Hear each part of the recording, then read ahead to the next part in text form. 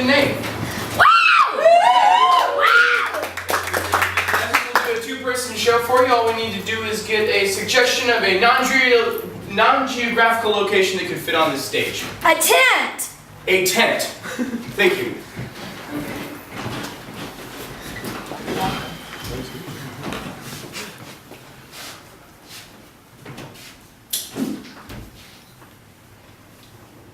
Did you get an owie? Yeah, well, I got a big owie. Oh, I was trying to set up this fire, and I smashed my finger between two rocks.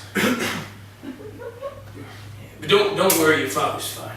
Your father's fine. You want me to kiss it and make it better? No, don't be ridiculous, Charles. I'm not gonna have my son kiss my goddamn finger. Mom does it to me and it feels amazing. Right, well, I'm not your mother, and I'm not gonna treat you that way. I don't expect you to treat me the way your mother treats you. Like, not even just the owie, but everything that went on in my day just evaporates from my mind. The power of a kiss. A mother's kiss. Okay. Yeah, Charlie, I get it. You're pushing it pretty hard. It's, I'm gonna be fine. I'm a man. One day you'll grow into it. You'll be able to just sidestep owies. Watch out. Be careful for the rocks, okay? No. You're gonna. Why don't you just go ahead and we'll get some lumber so we can get this thing started, and I'll you hear what you bring there? It's just some brownies. You brought a Tupperware container of brownies, can't do it? It helps me get through my days. The brownies that Mother makes. Right. Okay. See, here's the thing, Charlie. We gotta talk about you being such a mom's boy. You know. I love her so. Okay. Yeah. See, the things that you're saying like that. Unbutton your top button on your Oxford shirt. You look like a sissy. I feel like a handsome little man. Okay. That's probably what she tells you. I mean, listen, you're half me, you're a good-looking guy. I want to take this out on you, your mother and I's problem, so let's just have a good time. I can appreciate some brownies. I'm trying my best, Father. You're doing great. You're doing really great. Let's just, you know how fires work. It's wood, you know. Just add us some wood and we'll throw it in this area where rocks are at. And then a fire just exists? Okay, what I just said about you knowing how fire works must have been a jump to a conclusion. No, we'll get a little kindling. It's like small dry wood or sometimes grass and stuff like that. And then I'll use just a lighter. It's kind of cheating instead of flint and stone, but I'm just going to use a lighter to light it on fire. So. Sounds very... Then we'll make some s'mores, buddy. We'll be all right, Charlie. We're going to make some s'mores. I would love that. Right? Go ahead and feel free to grab anywhere around this campsite you see like a stick or some pine needles. Okay, you can grab more than one at a time. I'm going to pick the very best sticks to make the very best fire, Father. Okay. Well, I want to make you proud, and I want to be a real man for you, Dad. Oh, you know what?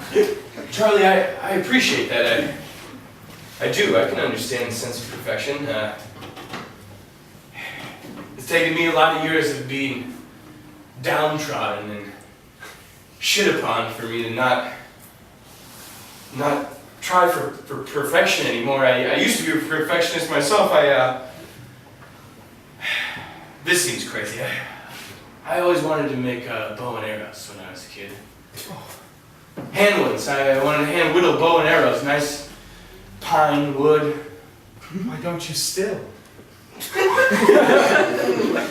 Because I'm a realist, Charlie. I have to have a job. I work at a factory now that makes good American cars, and I've got a healthcare system that works for us. If you get sick, you're taken care of. It's what fathers do. I don't expect you to understand right now, Charlie. Okay. It's just that I don't think bows and arrows, that can't be that time-consuming. It's a hobby, correct? Yeah, my hobby is trying to figure out when to take care of you, Charlie. That's my hobby. I wish I could have a hobby, but I work so damn much that I don't have time for it. Have I ruined your life? No, why are you crying? Stop, no. Men don't cry immediately. Don't kiss it. Just what? No. I'm okay. I'm glad that you're emotional about this and that you're connected with me and that we're having this. What do you do? Why are you stretching like that? It's just the thing that I do to make me feel better when I'm anxious. Well, you look like a duck or a chicken or something. That's my spirit animal. Not even like a badger or like a raccoon or something could be your spirit A animal? swan is majestic. Okay, okay. All right. Well, the 3 sticks that you got were perfect for this fire, so thank you, Charlie. We'll light it. We will light it. I'm sorry I ruined your life. You didn't, Charlie. You didn't ruin my life. I mean, this is just how adulthood works. You know, you get a phone call when you're working, you know, a night grave shift at the factory from a person that you enjoy spending time with, who happens to be a woman, that says, "Hey, I'm pregnant, let's get married." And you're like, okay, that's probably the thing that you're supposed to do when you're 23 years old working in a factory with a pregnant girlfriend. That's pretty young. But I learned an awful lot about myself that day. In the 9 months that followed, and the 9 years that got us to here. So, thank you, okay? Thank you for everything. Yep, you're getting a little weepy again. For this 9 years, my first memory was of you hating me or not being manly enough. Okay, Charlie, I didn't mean to. And maybe that's why I clung on to mother's bosom for as long as I did. 8 years old, they say in 3rd grade, it's weird for a kid to breastfeed still, but I did. Yeah, it's really weird. But it was comfortable. All right. And you know what? She kisses my owies, and I don't care because everything just goes away. And maybe someday I'll be working for a factory at General Motors making cars that used to be made in China. We're trying to rebuild the economy and brought them back over here. And you were, lucky enough to get a job at 31 years old. Yeah. Well, I mean, one thing I can say for your mother, she taught you how to grasp just simple economics, so good work. She reads to me before bed. This is the business section of the Wall Street Journal. New York Times. That's great. See, Charlie, New Yorker. And the New Yorker? Yes. I like the comics. I don't even get those. Those are like highbrow, like aristocrat, like things. Look at you. You're smarter than your dad. You're 9 years old. No, I'm not. I don't know how to make my father love me.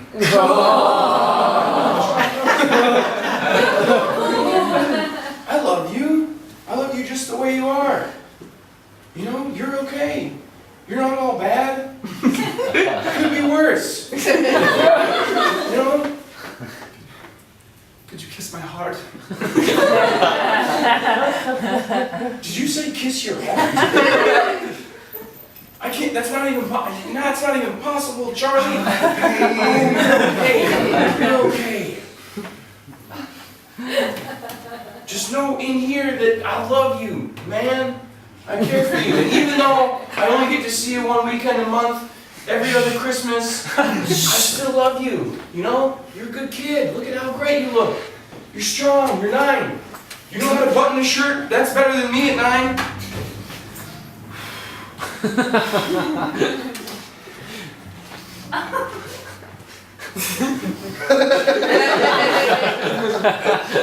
Nice. This is weird.